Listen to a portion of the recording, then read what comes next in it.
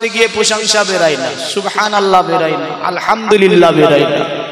কিন্তু মুসলমানের আল্লাহ আকবার ধ্বনি শুনে বাইতুল আকসা মসজিদকে ছেড়ে পালিয়েছিল।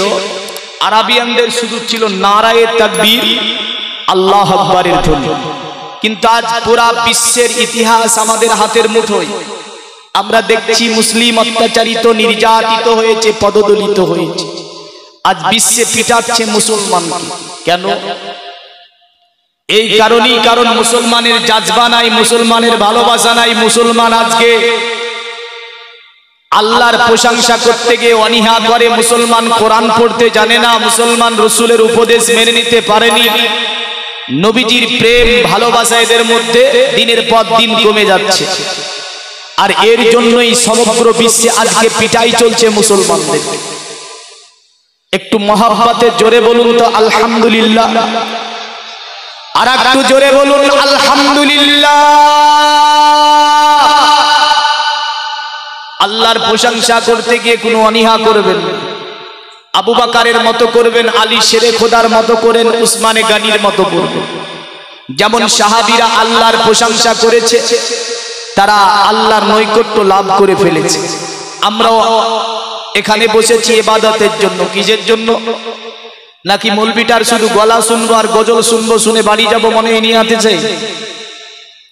যদি এ নিয়াত থাকে নিয়াত চেঞ্জ করে ফেলেন। কারণ নিয়াত বানিয়ে নেন এ নিয়াত যে কিছু নেকি নেব, কিছু শিখবো, আমাল করব, তবে এ নিয়াত কাজে লেগে যাবে। কারণ ইমাম বুখারী প্রথম নম্বরে হাদিস সংকলন করছেন, যাকে বুখারী শরীফের উম্মুল হাদিস বলা হয়, সমস্ত হাদিসের মা। ইন্নামা আ'মালু বিন্নিয়াত। কারণ তুমি যে কাজ করবে তোমার নিয়াতের উপরে, সেই কাজটা আল্লাহর দরবারে কবুল করা হবে। জোরে বলেন সুবহানাল্লাহ। অতঃপর শেষ নবী, দয়ার নবী, মায়ার নবী, হায়াতুন নবী, জিন্দা নবী, নবী আরবি, হাশমি, কুরাইশি, মা আমিনার লাল মরুর দুলাল, আকায়ে নামদার, মাদানিয়ে তাজদার, মাক্কি সরকার, যাকে আল্লাহ তৈরি না করলে চন্দ্র, সূর্য, গ্রহ, তারা, নক্ষত্র, জমিন ও আসমান, মানব দানব আমার আল্লাহ কিছুই সৃষ্টি করতেন না। যিনি হচ্ছেন হাবিবে কিবরিয়া, বেকাসুকে কাস, বেবাসুকে বাস, বেচারাকে চারা, গরিবুকে হামি, আতামাকে ওয়ালি, সাফিউল মাসনাবিন, রাহমাতাল লিল আলামিন, হুজুর তাজদারে মদিনা, রাহাতে কলবো সিনা, ফাইজে গঞ্জিনা, জনাবে মুহাম্মাদুর রাসূলুল্লাহ। সকলে পড়ি সাল্লাল্লাহু তাআলা আলাইহি ওয়াসাল্লামের উপরে লাখো কোটি দরুদ ও সালাম অর্পিত বর্ষিত হোক। সকলে বলি আল্লাহুম্মা আমিন। আচ্ছা, প্রথমে একটা কথা জিজ্ঞাসা করি, কথোপকথনের মধ্য দিয়ে ওয়াজ হবে। যদি ভাবেন যে না চুপ থাকবো, মৌলবিটাই একা ওয়াজ করুক, আমরা শুনবো, হয় না ওয়াজ। কারণ ওয়াজ করতে গেলে কিছু কথোপকথনের মধ্য দিয়ে ওয়াজ করতে হয়। আচ্ছা বলেন তো আমাদের নবীর নাম কি? বলেন। মুহাম্মাদুর রাসূলুল্লাহ সাল্লাল্লাহু আলাইহি ওয়াসাল্লাম। এই যে মুহাম্মাদুর রাসূলুল্লাহ, এটা যে ব্যক্তি একবার পড়ে নিল 12 ঘন্টার গুনাহে সাগীরাকে আমার আল্লাহ মাফ করে দিবে। 12 ঘন্টার গুনাহে সাগীরা মাফ হয়ে যায় যদি কোনো ব্যক্তি রিসালাতের মহব্বতে একবার বলে দেয় মুহাম্মাদুর রাসূলুল্লাহ সাল্লাল্লাহু আলাইহি ওয়াসাল্লাম। তো আল্লাহ বলে 12 ঘন্টার গুনাহে সাগীরাকে আমি আল্লাহ মাফ করে দিলাম। আর কোন ব্যক্তি যদি ভালোবেসে পড়ে নাই লা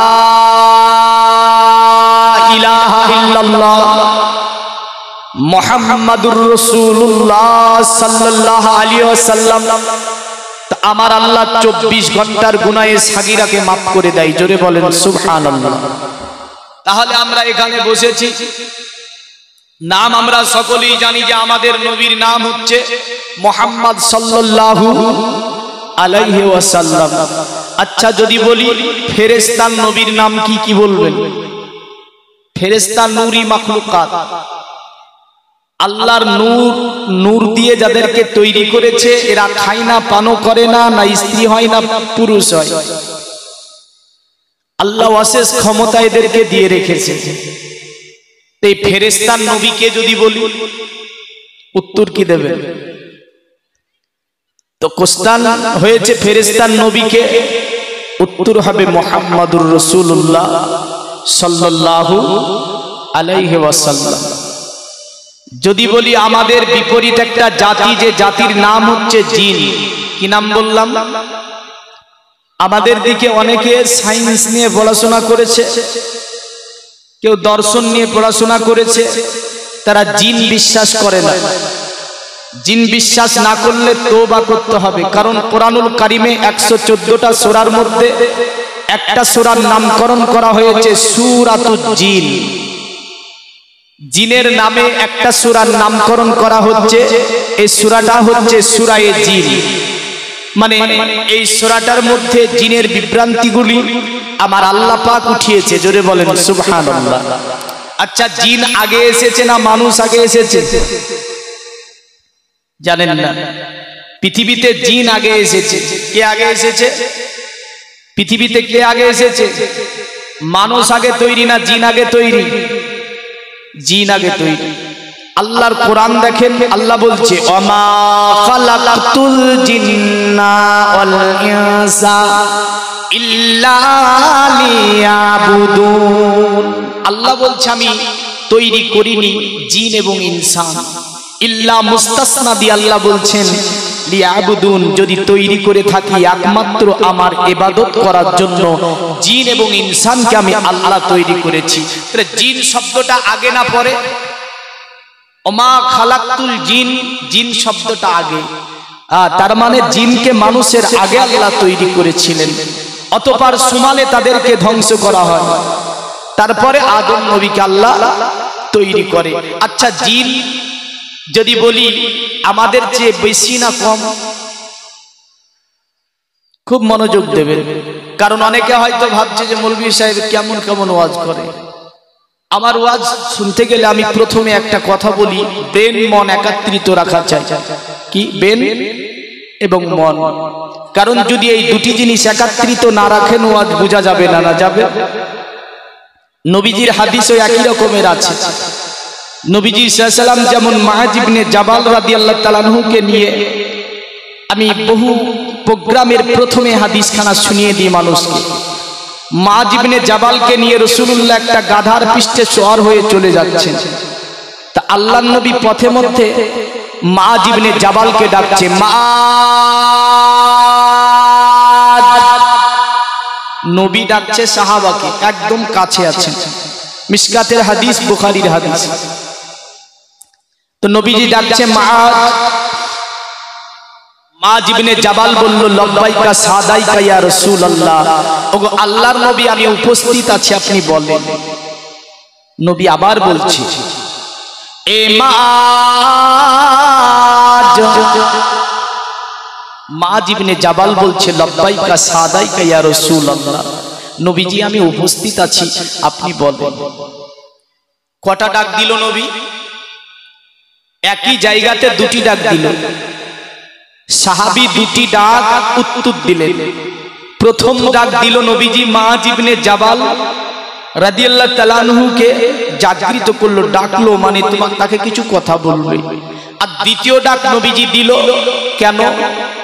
আল্লাহর নবী বলে, এ মুআয শোনো, আমি নবীজি তোমার সঙ্গে কিছু গুরুত্বপূর্ণ বিষয় নিয়ে আলোচনা করব। এ মুআয, আমি দেখলাম তোমার মন এমন করে মগজ ব্রেন একাত্রিত আছে কি নাই। কারণ মুআয ইবনে জাবালকে নবীজি বলেছিল, ওগো মুআয শুনে রেখে দাও, আমি নবীজি তোমার সঙ্গে কিছু গুরুত্বপূর্ণ বিষয় নিয়ে আলোচনা করব।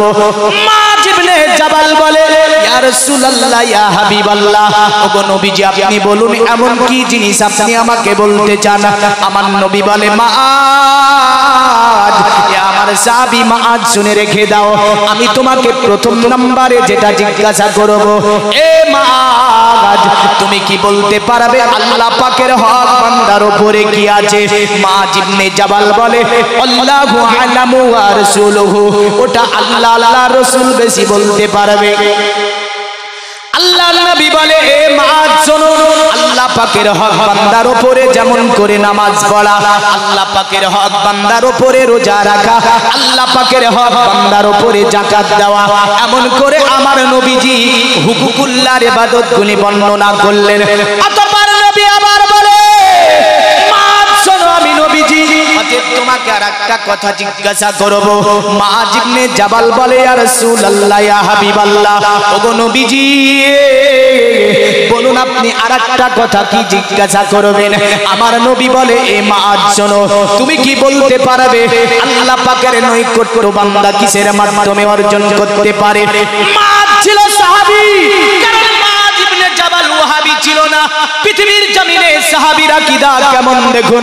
মুআয ইবনে জাবাল বলে আল্লাহু আলামু ওয়া রাসূলুহু, ওটা আল্লাহ আল্লাহর রাসূল বেশি বলতে পারবে। আমার নবী বলে মুআয, এ আমার সাহাবী মুআয শুনে রেখে দাও, অতএব আল্লাহ পাকের নৈকট্য বান্দা তখন অর্জন করে নিতে পারবে যখন দুনিয়ার জমিনে বান্দা আল্লাহ পাকের ইবাদতের মধ্য থেকে নফল ইবাদতগুলি বেশি বেশি করে যে বান্দা দুনিয়াতে করে ফেলবে, ওই ব্যক্তি আল্লাহ পাকের নৈকট্য লাভ করে নেবে। জোরে বলা যাবে না? কথাটা বোঝা গেল? কারণ কোরআন হাদিস যখন আমরা বলি এই কারণে মানুষ যা চাই তাই দিতে হয়, হ্যাঁ না? এই যে হাদিসটা আমি একটানে বলে দিলাম আপনাকে, আমি জানি সকলে স্মৃতিগোচর সম্ভব নয়, তাই সংক্ষিপ্তে দুটি হাদিসের উপর কথা। নবীজি এটাই জিজ্ঞাসা করলেন প্রথমে আল্লাহর হক সম্পর্কে, তো সাহাবী বলল নবী জানে ওটা বেশি। তো নবীজি বললেন নামাজ, রোজা, হজ, যাকাত এগুলি হচ্ছে আল্লাহর হক। আর নফল ইবাদতের মধ্য দিয়ে বান্দা আল্লাহর নৈকট্য লাভ করবে। জোরে বলেন। এখন যদি কেউ বলে নফলের দলিল নাই, ঠিক না ভুল? অনেকে বলছে নফলের দলিলই নাকি নাই। নফলের দলিল মিশকাতে আছে, নফলের দলিল বুখারীতে আছে, নফলের দলিল মুসলিমে আছে, নফলের দলিল স্বয়ং আল কোরআনে আছে। জোরে বলেন। সব জায়গায় নফলের দলিল আছে। তাহলে বোঝা গেল এখানে যে আপনারা বসে আছেন এটা কি হবে? নফল ইবাদত। জোরে বলেন। এটা কি ইবাদত হবে? নফল ইবাদত। তাহলে এই নফল ইবাদত আল্লাহর কাছে বড় প্রিয়। জোরে বলেন। তো নবীজি দুটি ডাক এ কারণেই দিয়েছিল। নবীজি বলেছিল মুআয, আমি দেখলাম তোমার ব্রেন এবং মন একত্রিত আছে কিনা। আমি ওয়াজের প্রথমেই বললাম ব্রেন এবং মন একত্রিত রাখবেন। অনেক যুবক ভাই আমার এসেছে, তারা হয়তো ভাবছে জিলাপি পাবো কি পাবো না, বাদাম ফোরালো, এই করে কিন্তু ওয়াজ হবে না। অনেকে ভাবছে কিছুক্ষণ শুনবার পালাবো, মৌলবীটা বেদ কেন পড়ে না, হ্যাঁ বেদ শুনে পালাবো, এমন অনেকের ভাবনা চিন্তা আছে, আসবে সব। তবে অপেক্ষা করতে হবে। ইসলামের মাহফিল, নবীজি বলেছেন কুল্লু আমরিন জিবাল আলাম ইবদা বিসমিল্লাহি ফাওয়াক্তা, কারণ যে কোনো কাজ শুরু করার প্রথমে তোমরা আল্লাহর নাম নিয়ে শুরু করো, তাহলে সেই কাজটা সম্পূর্ণ হবে এবং তা বরকতপূর্ণ হবে। জোরে বলেন। নবীজি আরেকটা হাদিসে বললেন কুল্লু আমরিন জিবাল আলাম ইবদা বিহামদিল্লাহি ফাওয়াক্তা, যে কোনো কাজ শুরু করার প্রথমে তোমরা আল্লাহর হাম, আল্লাহর প্রশংসা দিয়ে শুরু করো, তাহলে সেই কাজটা সম্পূর্ণ হবে এবং তা বরকতপূর্ণ হবে। আমরা যে কোনো কাজ শুরু করার প্রথমে আল্লাহর নাম নিই তো। এই যুবক, কানের লিড ভরে দিয়ে বললেন নতুন মোটরসাইকেল কিনেছে, একবারে লিডে চলছে বললেন, আর বললেন স্টার্ট মেরেছে, কিছুক্ষণে গিয়ে দেখছে দাঁত মুখ ভেঙে পড়ে আছে। কেন? আল্লাহর নাম নিয়ে যদি শুরু করে, আমার আল্লাহ বলছে আমি হেফাজত করব। জোরে বলেন সুবহানাল্লাহ। যে কোনো ভালো কাজ করতে গেলে আপনি আল্লাহর নাম দিয়ে শুরু করবেন, নিশ্চয়ই সেই কাজটা সম্পূর্ণ হবে।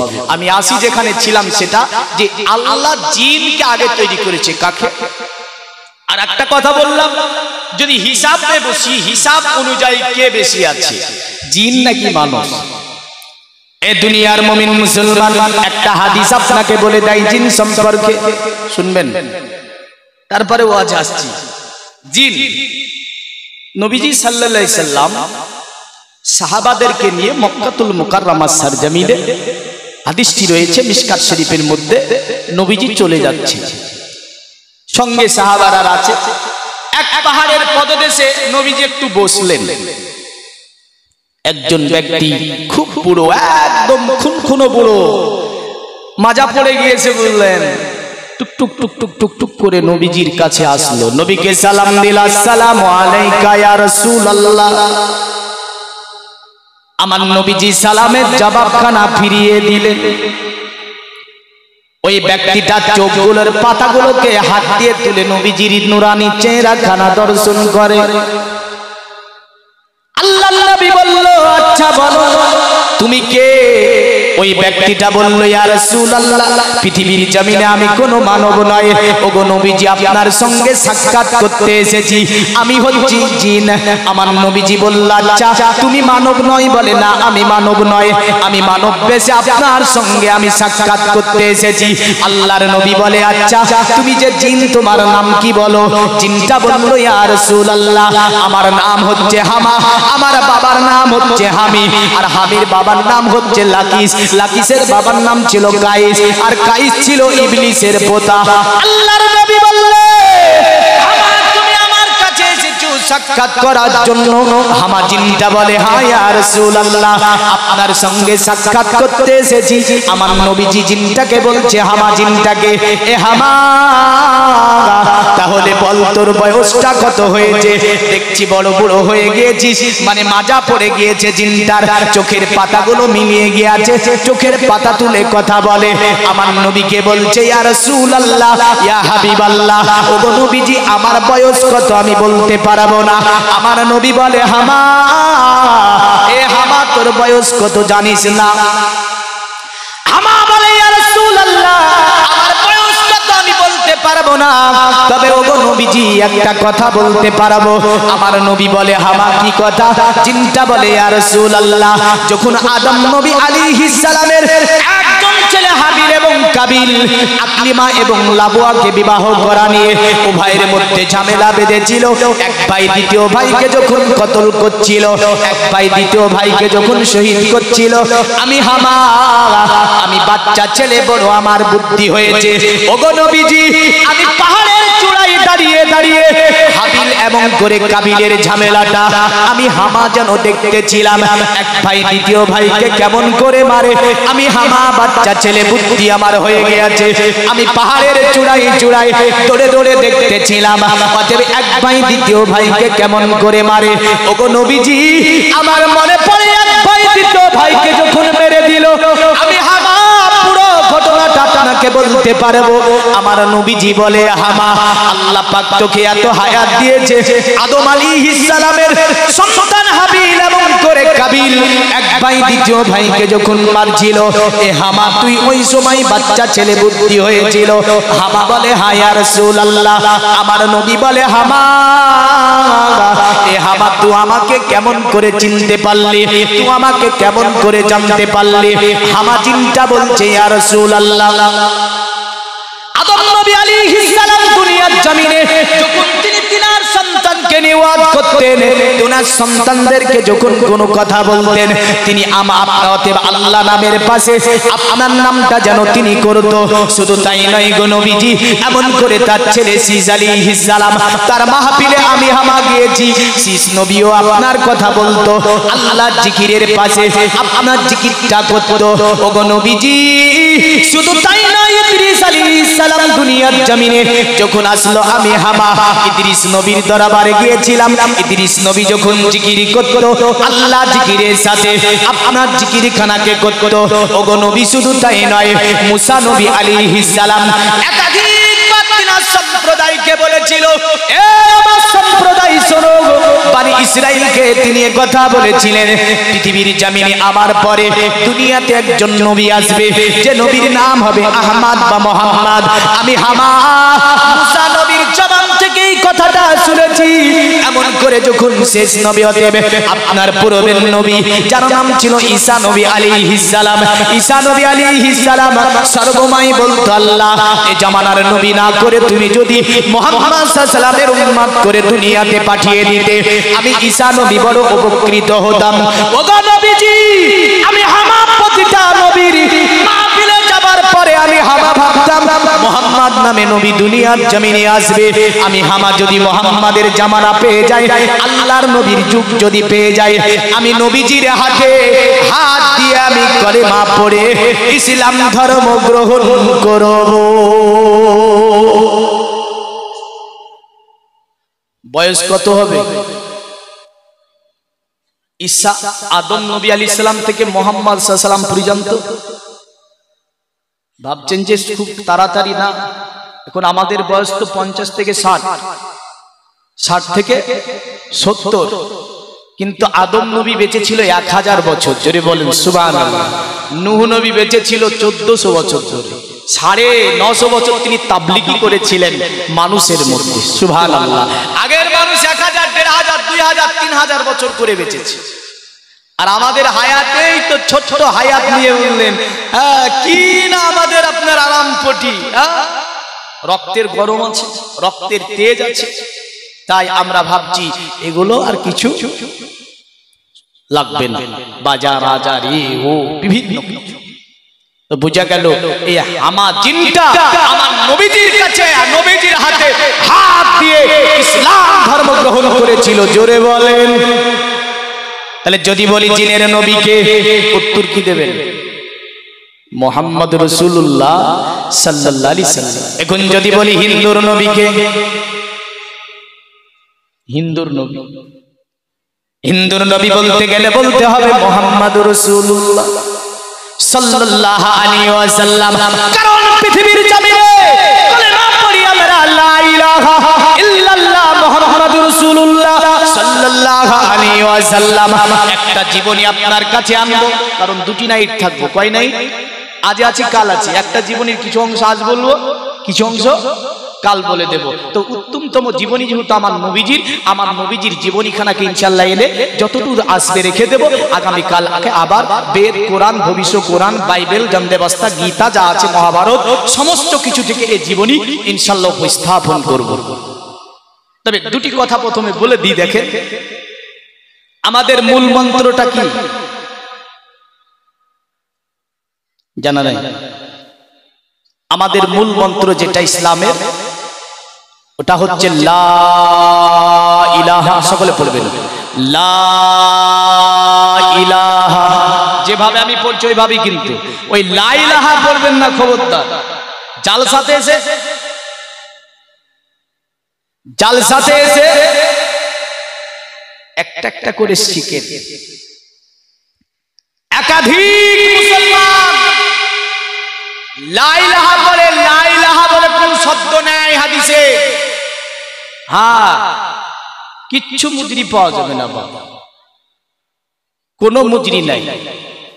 সুবহানাল্লাহ, সুবহানাল্লাহ বলে কোন শব্দ হাদিসে নাই। আলহামদুলিল্লাহ কোন শব্দ হাদিসে আলহামদুলিল্লাহ বলে নাই। ব্যাপক ভুল। এই ছোট ছোট শব্দ কয়েকটি একাধিক আমার মুসলমান সমাজের মসজিদের মুসল্লিরা পর্যন্ত ভুল করে না? সূরা বলছে আলহামদুলিল্লাহি রাব্বিল আলামিন। আল্লাহ বলছে বান্দা তুই যা করে পড়ছিস মানে সমস্ত প্রশংসা আল্লাহর, আর আপনি বলছেন ছিঁড়া কাঁথা কম্বল আল্লাহর। উল্টো পাল্টা হয়ে যাচ্ছে না? শব্দ আলাদা তো মানে আলাদা হবে। তাহলে এই ছোট্ট কয়েকটা শব্দ আজকে শিখিয়ে দিচ্ছি। কলেমা পড়বেন, লা ইলাহা বলবেন না, কি বলবেন? এইভাবে লা, ধরবেন লা ইলাহা ইল্লাল্লাহু মুহাম্মাদুর রাসূলুল্লাহ সাল্লাল্লাহু আলাইহি ওয়াসাল্লাম। খোদার কসম বলছি আজকের ওয়াজে তিনটি জিনিস দিয়ে যাব। প্রথম নম্বরে আপনাকে ইসলামের স্তম্ভটা শিখিয়ে দিলাম। যদি এটাকে আপনি সত্যি করে আপনি যে ধরে নিতে পারেন, এটা যদি জিকির করে নিতে পারেন, নবীজি বলেছেন মান ক্বালা লা ইলাহা ইল্লাল্লাহ ফাদাখালাল জান্নাহ। যারা পৃথিবীর জমিনে লা ইলাহা ইল্লাল্লাহ পড়বে তাদেরকে আমার আল্লাহ জান্নাত দান করবে। জোরে বলেন সুবহানাল্লাহ। আমার নবীজি বলে শোনো পৃথিবীর মানব, তোমরা পৃথিবীর জমিনে আল্লাহর নামকে জপতে থাকো, আল্লাহর নামকে তোমরা পড়তে থাকো, নিশ্চয় তুমি জান্নাত চলে যাবে। এখানে যতটা মানুষ এসেছে সকলকে যদি জিজ্ঞাসা করি বলেন তো কোথায় যাবেন, বলবে মরার পরে জান্নাতে যাব। বাজারে যারা ঘুরছে তাদেরকে জিজ্ঞাসা করেন মরার পরে কোথায় যাবে, বলবে জান্নাতে যাব। সনাতন ধর্ম হিন্দু ধর্ম যারা মানে পূজা করে আপনার বিভিন্ন কাজ করে তাদেরকে জিজ্ঞাসা করেন বলো তোমরা মরার পরে কোথায় যাবে, বলবে স্বর্গে যাব। খ্রিস্টানকে জিজ্ঞাসা করেন খ্রিস্টান তুমি বলো মরার পরে কোথায় যাবে, খ্রিস্টান বলবে জান্নাতে যাব। আদিবাসীকে জিজ্ঞাসা করেন, আদিবাসী বলবে জান্নাতে যাব। এমন করে শিখ জাতিকে জিজ্ঞাসা করেন তুমি মরার পরে কোথায় যাবে, বলবে আমি স্বর্গে যাব। এমন করে 3000-এর অধিক পৃথিবীর জমিনে আপনার ধর্ম, কোন ধর্মের মানুষ বলবে না জাহান্নামে যাব, কোন ধর্মের মানুষ কথা বলে না যে আমি নরকে যাব। বোঝা গেল জান্নাত পেতে সকলেই চাই, মুসলমান চাই, হিন্দু চাই, জৈন চাই, খ্রিস্টান চাই, নাসারা চাই, দলিত চাই, আদিবাসী চাই, শিখ চাই, 3000-এর অধিক ধর্ম সকলেই বলে আল্লাহ জান্নাতে যাব। কেউ বলে স্বর্গে যাব, কেউ বলে জান্নাতে যাব, কিন্তু নরকের কথা কেউ বলে না। বোঝা গেল জান্নাতে যাওয়ার জন্য প্রতিটা ধর্মে একটা সিস্টেম আছে, নরকটির স্বর্গে যাওয়ার জন্য প্রতিটা ধর্মে একটা বার্তা আছে। অনুরূপ মুসলমান ধর্মেও আপনার জান্নাতে যাওয়ার জন্য একটা বার্তা আছে। নবীজি বললেন মান ক্বালা লা ইলাহা ইল্লাল্লাহ ফাদাখালাল জান্নাহ, যারা লা ইলাহা ইল্লাল্লাহ পড়বে তাদেরকে জান্নাত প্রবেশ করানো হবে। জোরে বলেন সুবহানাল্লাহ। এই কারণে নবীজি আমার বিখ্যাত সাহাবী, যে সাহাবীর নাম ছিল হযরত আলকামা, এই আলকামা রাদিয়াল্লাহু তাআলা আনহু তিনি মৃত্যু শয্যায় পড়ে গিয়েছে। বললেন আলকামার জবানটা বন্ধ হয়ে গিয়েছে। আমার নবীজি আলকামার কাছে গিয়েছে, আলকামাকে নবীজি বলে আলকামা, এ আলকামা তুমি পড়ো লা ইলাহা ইল্লাল্লাহ মুহাম্মাদুর রাসূলুল্লাহ সাল্লাল্লাহু আলাইহি ওয়াসাল্লাম। বিখ্যাত সাহাবী আলকামার জবানটা বন্ধ হয়ে আছে। আমার নবীজি আলকামাকে বলছে আলকামা, এ আলকামা কি ব্যাপার, কলেমা কেন পড়ো না? আলকামার জবান দিয়ে কলেমা বের হয় না। আমার নবী বলে যে কোনো ব্যাপার আছে, আলকামার জবানে কেন কলেমা বের হয় না? আমার নবীজি আলকামার মাকে ডাকলেন, এ আলকামার মা, তোমার সঙ্গে দুটি আমি কথা বলবো। আলকামার মা নবীজির কাছে আসলো। আলকামার মাকে নবী বলে, ওগো আলকামার মা, তোমাকে আমি নবী দুটি কথা জিজ্ঞাসা করব, বলো আলকামার জবান কেন বন্ধ হয়ে গিয়েছে, আলকামার জবানে কেন কলেমা বের হয় না? আলকামার মা বলছে ইয়া রাসূলুল্লাহ, দুনিয়ার জমিনে আলকামা আমার সঙ্গে কথা বলতো না, আর আলকামাকে আমি কথা বলতাম না গো নবী। আমি জানি না আলকামার জবান কেন বন্ধ হয়ে গিয়েছে। আমার নবী বলে, মা, এ আলকামার মা, তুমি তোমার ছেলেকে মাফ না করে দিলে তোমার ছেলের জবান থেকে কলেমা বের হবে না। এ আলকামার মা, তুমি তোমার ছেলেকে ক্ষমা করে দাও। একাধিক পরিবার মা বাবাকে অত্যাচারিত করে রেখেছে, আছে না নাই? একাধিক পরিবার জালসা দিয়ে কি করবে? একাধিক পরিবারে মা বাবাকে ভাত দেয় না। একাধিক পরিবারে বিবাহ হয়ে গেল না কেন, স্ত্রীর নিয়ে আলাদা, মা বাবার কোনো খবর নাই। 3-4টি বেটা ভাবছে বড় ভাই দিয়েছে, এ ভাবছে যে ছোট ভাই দিচ্ছে, ছোট ভাই ভাবছে মেজো ভাই দিচ্ছে, আর মেজো ভাই ভাবছে বড় ভাই দিচ্ছে, অথচ দেয়নি কেউ, দেয়নি কেউ। পৃথিবীর এই যে বিরাট একটা ক্যান্সার বর্তমান, এই ক্যান্সার সমাজ থেকে যতক্ষণ পর্যন্ত আমরা দূর না করতে পারবো, কোন পরিবারের ছেলেরা জান্নাতে যেতে পারবে? পারবে? পারবে না। বুকে হাত দিয়ে বলুন তো, যে যুবকেরা এসেছে, মা বাবাকে কখনোই আমরা কষ্ট দেব না? পারবেন না। কারণ সুইচ তো আছে বইয়ের হাতে। কার হাতে আছে? ভলিউমের সুইচ কার হাতে? বইয়ের হাতে আছে। হ্যাঁ বাপ, যুবক একটু সাবধান, কারণ নবীজি বলেছে মা বাবার কদম তলে হচ্ছে ছেলেদের জান্নাত। জোরে বলুন। জবানে কালেমা বন্ধ হয়ে যায়, বলেন তো আমাদের জবানে কালেমা বের হবে? হবে? আমাদের জবানে কালেমা বের হবে না। নবী বলে, আলকামার মা, তুমি যদি আলকামাকে ক্ষমা না করে দাও, আমি আলকামাকে অতএব দুনিয়ার জমিনে আমি আলকামার জানাজার নামাজ পড়বো না, আলকামাকে আমি জিন্দা দাফন করে দেব। আলকামার মা বলে, না ইয়া রাসূলুল্লাহ, আমার ছেলেকে আমি ক্ষমা করতে পারবো না গো নবীজি। নবী বলে, আলকামার মা, তুমি যদি ক্ষমা না করে দাও, আমি আলকামাকে দুনিয়ার জমিনে আগুন দিয়ে জ্বালিয়ে দেব, আমি নবীজি তার জানাজার নামাজ পড়বো না। আমার নবীজি আলকামার মা যখন আলকামার মাকে একথা বলল, সাহাবীরা বলছে, ইয়া রাসূলুল্লাহ, আপনি আলকামার জানাজা পড়বেন না? নবী বলে, না, আলকামার জানাজা পড়বো না। এ সাহাবীরা, দুনিয়াতে আলকামাকে জিন্দা জ্বালিয়ে দেব, কারণ আল্লাহর নবী বলেছেন, হুমা জান্নাতুকা ওয়া নারুকা। শোনো পৃথিবীর ছেলেরা, তোমাদের জান্নাত হচ্ছে তোমাদের মায়ের কদম তলে। এই পৃথিবীর সন্তানেরা, তোমরা মা বাবার যদি খিদমত করে নাও, নিশ্চয় আল্লাহ তোমাদেরকে জান্নাত দেবে। জোরে বলেন সুবহানাল্লাহ। আপনার আমার নবীজি, সাহাবীরা বলে, নবীজি তাহলে আপনি কি করতে চান? নবী বলে, শোনো সাহাবীরা, অতএব জ্বালানি জোগাড় করো, আলকামাকে আমি জিন্দা দাফন করে দেব। আমার নবীজির সাহাবীরা জ্বালানি জোগাড় করে, আলকামার মা দাঁড়িয়ে দাঁড়িয়ে দেখে, আমার নবীর কাছে আলকামার মা বলছে, ওগো নবীজি, আলকামা আমার ছেলে, দুনিয়ার জমিনে আলকামাকে আপনি এমন করে জিন্দা জ্বালাবেন না গো নবী। নবী, আমি আলকামার মা, যতই আলকামা আমার দোষ ভুল করুক না কেন, আমি তার মা, আমি তাকে ক্ষমা করে দিলাম। আরো জোরে বলা যাবে না? কারণ মা যতই বড় দোষ করুক, মা ক্ষমা করবে না, করবে না। মায়ের সেবা করিলেন হজরতে ওয়াইস করনি। জোরে বলেন, দেখলেন না জীবনে নবীর চেহারা নোরানি, প্রিয় রাসূলের জুব্বা পেলেন মায়ের দোয়া সনওয়ানা, মায়ের দিলেতে ব্যথা কখনো দিও না,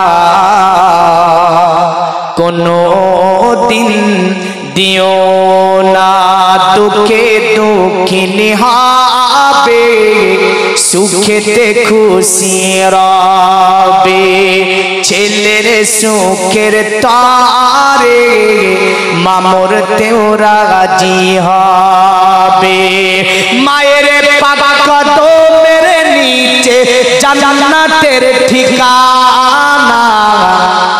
জোরে বলবেন না? এ গজল না, এটা কিন্তু হাদিস, যে মায়ের কদম নিচে হচ্ছে ছেলেদের জান্নাত। এ যুবক, তোমাকে বলে যাই, বিখ্যাত সাহাবী আলকামা যদি জবানের কলেমা বের না হয়, আমাদের জবানে কলেমা বের হবে না গো। যতই নামাজ পড়ো, রোজা করো, হজ করো, যাকাত দাও, যতই ইবাদত করো, মা বাপকে যদি তুমি ভাত না দিতে যাও, মা বাপকে যদি কষ্ট দাও, খবরদার গিয়ে দুনিয়ার জমিনে আল্লাহর কাছে মাপ চাওয়ার আগে তুমি মা বাবার কাছে মাপ চেয়ে নাও। আল্লাহ বলে, বান্দা, তোর বাবা মা যদি তোকে ক্ষমা করে দেয়, আমি আল্লাহ তোকে ক্ষমা করে দেব। নবীজির সম্মুখে আলকামার মা দাঁড়িয়ে গিয়ে বলে, ইয়া রাসূলুল্লাহ, আলকামা আমার ছেলে, ওগো নবীজি, আলকামাকে আমি মাফ করে দিলাম। ইয়া রাসূলুল্লাহ, ইয়া হাবিবাল্লাহ, নবী গো, আমার ছেলে আলকামাকে আমি ক্ষমা করে দিলাম। আমার নবীজির সাহাবী আলকামাকে যখন মাফ করে দিল, আলকামার জবান দিয়ে বেড়ে গেল, লা ইলাহা ইল্লাল্লাহ, লা ইলাহা ইল্লাল্লাহ, লা ইলাহা ইল্লাল্লাহ, লা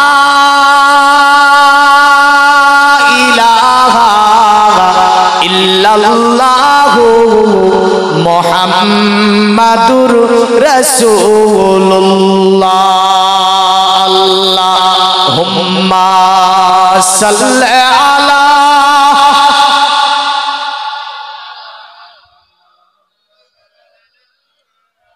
ওয়া আলা আলি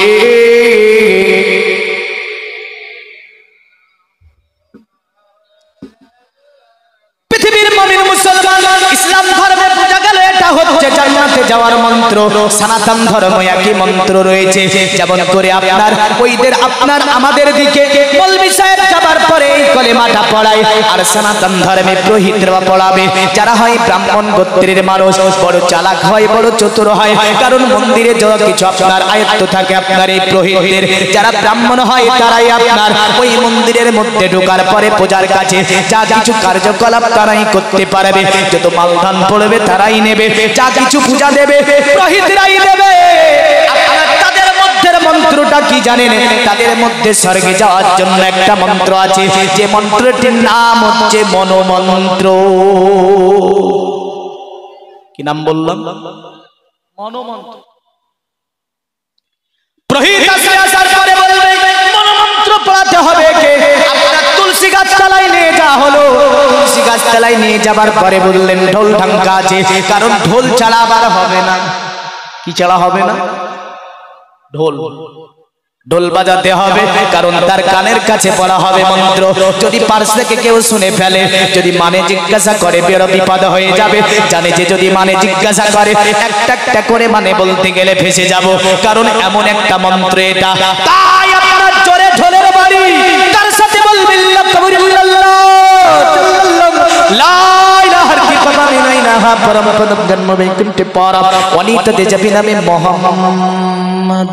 জোরে একটা বাড়ি ঠিক করা আছে মাল বদলে, কারণ বাড়িটা কোথায় জোরে মারতে হবে তাও জানে।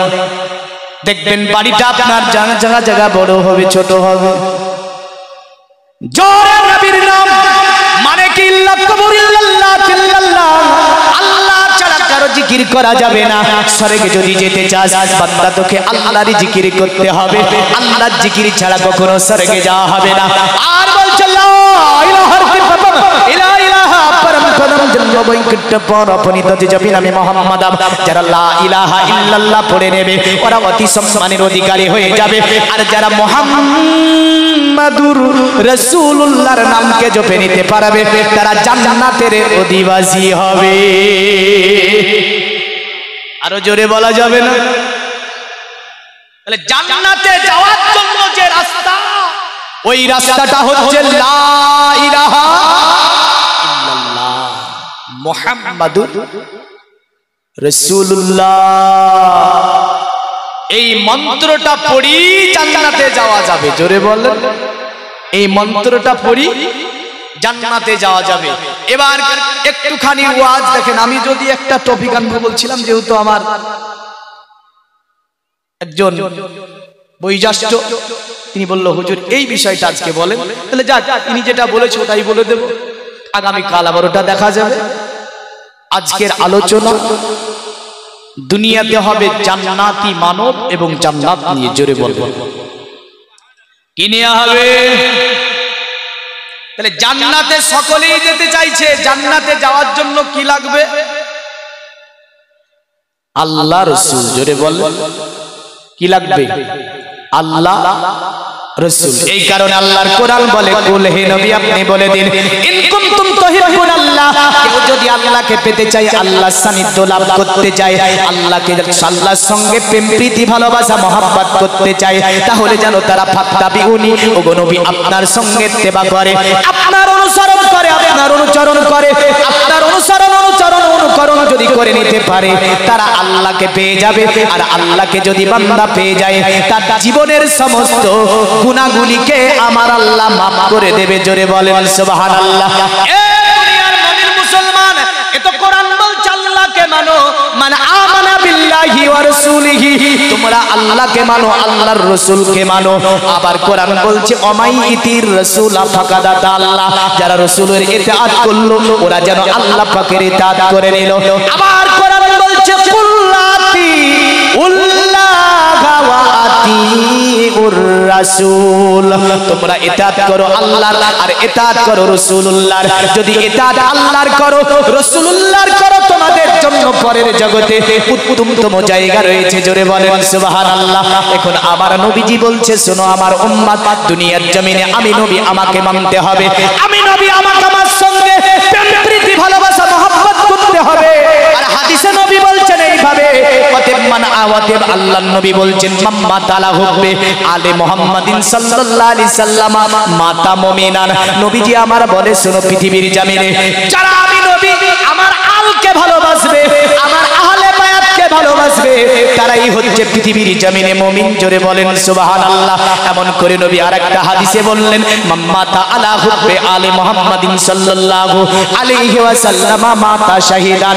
নবী বলে শোনো আমার উম্মত, দুনিয়ার জমিনে তোমরা যদি আমার আলকে আমার আহলে বায়াতকে ভালোবেসে নিতে পারো, আমি নবীজি বললাম তোমাদেরকে আল্লাহ মৃত্যুর পরে শাহিদের দরজা দেবে। জোরে বলেন সুবহানাল্লাহ। আরেকটা হাদিসে নবী এইভাবে বলেছেন মাম্মা তাআলা বুঝে আলে মুহাম্মাদিন সাল্লাল্লাহু আলাইহি ওয়াসাল্লাম মাতা কাফিরান। পৃথিবীর জমিনে যারা নবীর আলকে বাদ দিয়ে চলবে, নবীর আহলে বায়াতকে মানবে না, তারা দুনিয়ার জমিনে মুসলমান হতে পারে না, ওরা হচ্ছে আপনার কাফির সম্প্রদায়। আমার নবী আরেকটা হাদিসে এইভাবে বলেছেন ওয়াহাররামাতুল জান্নাতা আলা মিনাজ জালিমে আহলে বাইত। যারা আহলে বায়াতের প্রতি জুলুম করে তারা তাদের উপরে আল্লাহ জান্নাতকে হারাম করে দেবে। আহলে বায়াতের মধ্যে থেকে 5 জন আছে, খাস করে অনেক আহলে বায়াত, তবে খাস করে 5 জন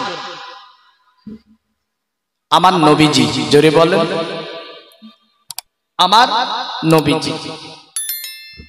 নবীজির কন্যা ফাতেমাতুজ জোহরা রাদিয়াল্লাহু তাআলা আনহা। ফাতেমা 2 জন সন্তান, ইমাম আলী মাক্কা, ইমামে হাসান এবং হুসাইন। আর নবীজির জামাতা আলী শেরে খুদা, মুশকিলে কুশা, হায়দারে কাররার, ফাতেহে খাইবার রাদিয়াল্লাহু তাআলা আনহু। জোরে বলেন। তো 5 জন তো নেওয়া যাবে না, একটা নিতে হবে, হ্যাঁ না? কোনটা নেব? ফাতেমাটা নেই নাকি? যেহেতু হযরত বলেছে ফাতেমার শানে কিছু বলেন, তাই ওয়াজটাকে একটু মরিয়ে দিলাম। একটু দুরূদ পড়েন আল্লাহুম্মা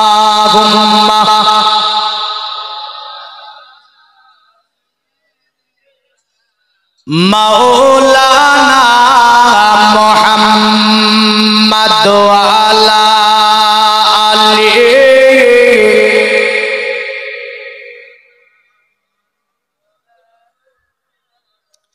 একদিন তোমাকে পরিয়ে কাফন, আত্মীয় স্বজন করবে দাফন। করবে না? করবে না? একদিন মরে যাব, সকলে কাফন পরিয়ে দাফন করবে। একদিন তোমাকে পরিয়ে কাফন, আত্মীয় স্বজন করবে দাফন। হঠাৎ চলে যাবে আদরের ধান, প্রিয় মা বাবার ভাসিয়ে নয়ন। তৈরি থেকো, তৈরি রেখো সুন্নাতি আমালি মান। একদিন তোমারি নাম মসজিদে হবে এলান। একদিন তোমারি নাম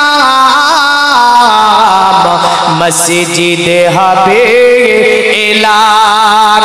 তৈরি থেকো, তৈরি রেখো কবরে মান সামান। একদিন তোমারি নাম মসজিদে হবে এলান। নামে সামন যাই করিবে তো বন্ধ হয়ে যাবে জীবন নাটক। বাহাদুরি থাকিবে না দেহে যাইব, ঘুরিয়ে বসন্ত আসিবে শ্রাবণ। আসবে না? আসবে না? এই যে রক্তের তেজ, এই যে অহংকার, এই যে গরম, আজ আমরা আল্লাহ চিনলাম না, রসুল চিনলাম না, একদম রক্তের গরমে ভাবছে এটাই থেকে যাবে আমার জীবন হয়তো। কিন্তু না, বসন্ত ফুরিয়ে গেলে শ্রাবণের পরে কি আসবে? বসন্তের পরে শ্রাবণ আসবে। অনুরূপ যৌবনের পরে বৃদ্ধাক্য অবশ্যই আসবে না, আসবে না? আসবে। নামে সামঞ্জস্য করিবে তো বন্ধ হয়ে যাবে জীবন নাটক, বাহাদুরি থাকিবে না দেহে যাইব, ঘুরিয়ে বসন্ত আসিবে শ্রাবণ, তৈরি থেকো তৈরি রেখো কোরআনি আমাল ঈমান, একদিন তোমারি নাম মসজিদে হবে এলান, একদিন তোমারি নাম মসজিদে হবে এলান, তৈরি থেকো তৈরি রেখো কবরে আমাল ঈমান, একদিন তোমারি নাম মসজিদে হবে এলান। আল্লাহুম্মা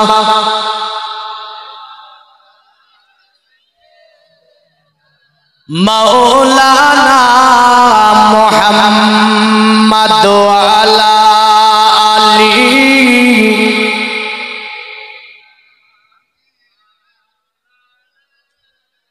পৃথিবীর মুমিন মুসলমান তো বলতেছিলাম আমার নবীজি সাল্লাল্লাহু আলাইহি ওয়াসাল্লাম পৃথিবীর জমিনে সাহাবারা জিজ্ঞাসা করলো, ইয়া রাসূলুল্লাহ ইয়া হাবিবাল্লাহ, ওগো নবীজি আপনি দয়া করে বলবেন পৃথিবীতে আপনি কাকে সবচেয়ে বেশি ভালোবাসেন?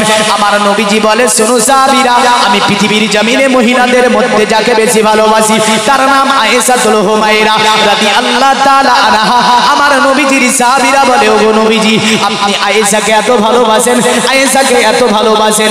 নবীজি বলে, শোনো আয়েশাকে আমার আল্লাহ আমার স্ত্রী দ্বয়ের মধ্যে সবচেয়ে বেশি ভালোবাসে। তবে নবীজির অন্যত্র হাদিসে এইভাবে আছে, শোনো পৃথিবীর জমিনে আমি নবীজি ফাতেমাকে বড় ভালোবাসি, ফাতেমা হচ্ছে আমার কলিজার একটি টুকরা। মিশকাতের হাদিসে এভাবে আছে, নবীজি আমার ফাতেমাকে একদিন না দেখলে আমার নবীজি থাকতে পারতো না, আর নবীকে একদিন না দেখলে হযরতে ফাতেমা থাকতে পারতো না। এই ফাতেমার মায়ের নাম কি? মা খাদিজাতুল কুবরা রাদিয়াল্লাহু তাআলা আনহা। চারজন কন্যার মধ্যে সবচেয়ে ছোট কন্যা হচ্ছে হযরতে ফাতিমা। জোরে বলো। আচ্ছা, ফাতেমার জীবনী শুনে যদি ফাতেমার মতো না হতে পারা যায়, শুনে কোনো লাভ হবে? হবে হবে। এখন যা চলছে, এখন যা রাস্তাঘাটে নোংরামি চলছে, সেদিন ছিলাম আমি কুচবিহার, একাধিক হিন্দু, আমার টপিকটা ছিল বেদ ও কোরআন।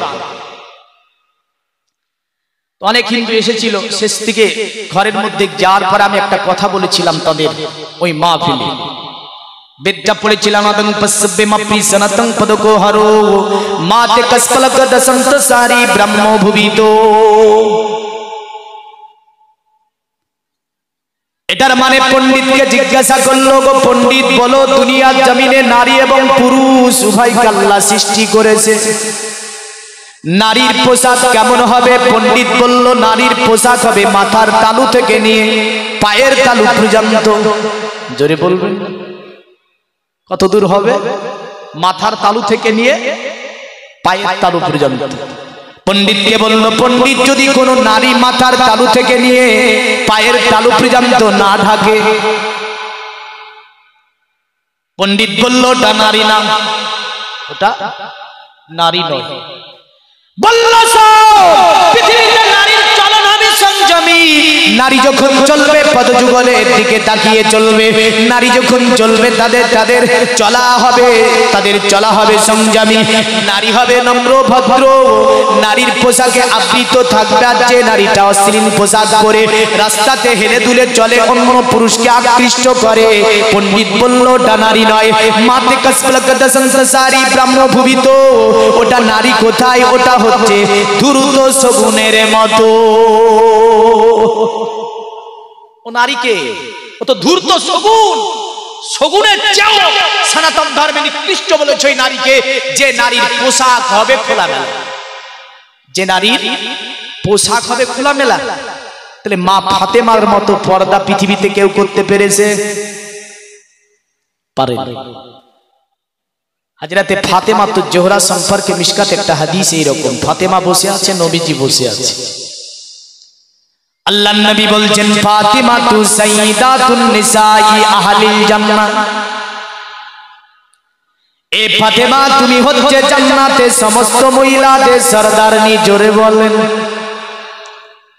নবীর কন্যা বলে ইয়া আবাতি আইনা মারিয়াম, আমার পিতা মারিয়ামের অবস্থা জান্নাতে কি হবে? আপনি যে বললেন ফাতেমা হবে জান্নাতে সমস্ত মহিলাদের রানী, তাহলে মারিয়ামের অবস্থা জান্নাতে কি হবে? আমার নবী বলে ফাতেমা, এ বেটি ফাতেমা শোনো, জান্নাতে সকল মহিলাদের সরদারনি হবে তুমি, আর মারিয়াম হবে ওই জামানার মহিলাদের সরদারনি। এ ফাতেমা, আমি নবীজি তোমার জন্য দোয়া করে দিলাম ফাতেমা, কারণ আল্লাহ তোমাকে এত ভালোবেসেছে, সকল মহিলাদের সরদারনি বানিয়ে দিয়েছে। এ দুনিয়ার মুমিন মুসলমান, এ ফাতেমা তুজ-জোহরা রাদিয়াল্লাহু তাআলা আনহা মক্কাতুল মুকাররমার সরজমিনে খাদিজাতুল কুবরা রাদিয়াল্লাহু তাআলা আনহার সবচেয়ে ছোট কন্যা। আমার নবীজির এত কেন দোয়া পেয়েছে জানেন? যখন খাদিজাতুল কুবরা রাদিয়াল্লাহু তাআলা আনহা তিনি যখন বয়স প্রাপ্ত হয়ে গেলেন, একদিন মাকে ডেকে বলছে, ওগো মা, এ মা, তোমার অনেক বয়স হয়েছে গো মা, তুমি তো আমার পিতার জন্য কাজ করতে বড় কষ্ট হয়। এ মা, আমার নবীজির জন্য তোমাকে কোনো কাজ করতে হবে না, আমি নবীজির ওযুর পানি থেকে নিয়ে, গোসলের পানি থেকে নিয়ে আমি ফাতেমা সবগুলো নবীজিকে পৌঁছে দেব। এ মা, তোমাকে এত কাজ করতে হবে না। খাদিজাতুল কুবরা নিজের কন্যার মাথার উপরে হাত দিলেন, হাত দেওয়ার পরে আল্লাহকে বলে, আল্লাহ, ওগো আমার আল্লাহ, ফাতেমাকে তুমি কবুল করে নাও আল্লাহ, কারণ আমার আল্লাহ ফাতেমা আমাকে এত ভালোবাসে, ফাতেমাকে আমি বড় ভালোবাসি, আল্লাহ তুমি ফাতেমাকে কবুল করে নাও। মায়ের দোয়া হযরতে ফাতেমা পেয়েছিল বিলকুল। জোরে বলেন সুবহানাল্লাহ। আল্লাহর নবী সাল্লাল্লাহু আলাইহি ওয়াসাল্লাম বড় ভালোবাসতেন ইনাকে। আপনার নবীজি সর্বময় দোয়া করত ফাতেমার জন্য।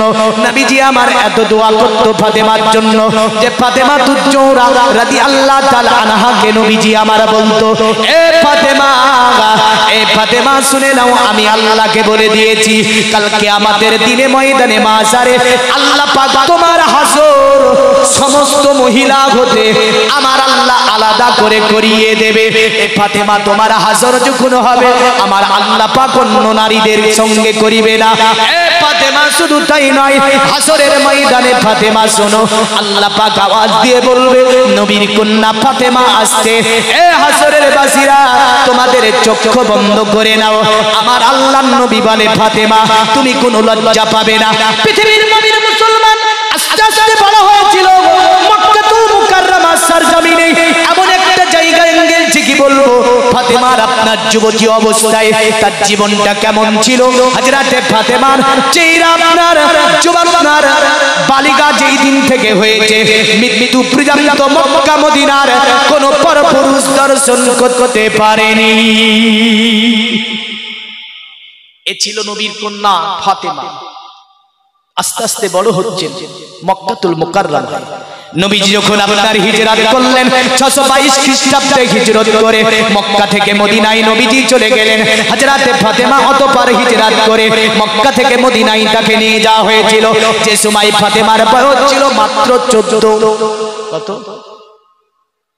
মাত্র 14 বছর।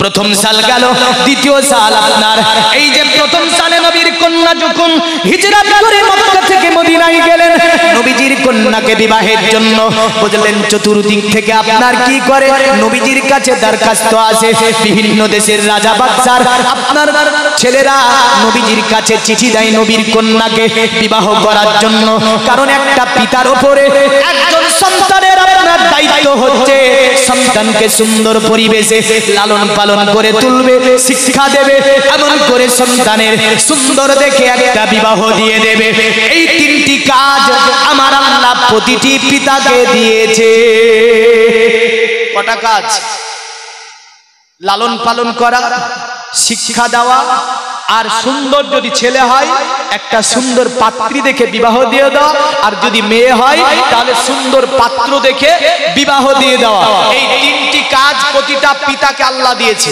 জোরে বলেন আমরা কটা করি আমরা কটা করি লালন পালন করি শিক্ষা দিই আর বিবাহের সময় কি হয়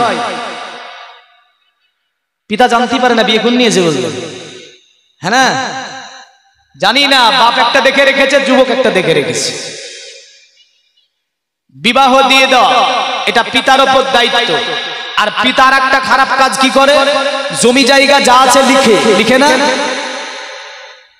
কোন পিতাকে জমি জায়গা লিখে দেওয়ার দায়িত্ব আমার আল্লাহ দেয়নি পবিত্র কোরআন সূরা নিসা আল্লাহ রাব্বুল আলামিন পুরো ফারাইজ করে বলে দিয়েছে ছেলে কতটুক পাবে মেয়ে কতটুক পাবে এই ভাগ আমার আল্লাহ করেছে জোরে বলেন সুবহানাল্লাহ আমাদের জমির ভাগ কে করেছে আল্লাহ করেছে এবার আপনি যদি করতে যান বিপদ আছে মনে রাখবেন কারণ আপনি মরে যাওয়ার পরে ওয়ারিস মোতাবেক ফারাইজ হয়ে ভাগ পেয়ে যাবেন এখন আসি প্রতিটা পিতার উপর দায়িত্ব হচ্ছে বাড়িতে যদি বড় কন্যা থাকে বিবাহ দিতে হবে তা বিবাহটা কেমন হবে সুন্দর পাত্র দেখে জোরে বলেন কি দেখে সুন্দর পাত্র দেখে আর ছেলে যদি থাকে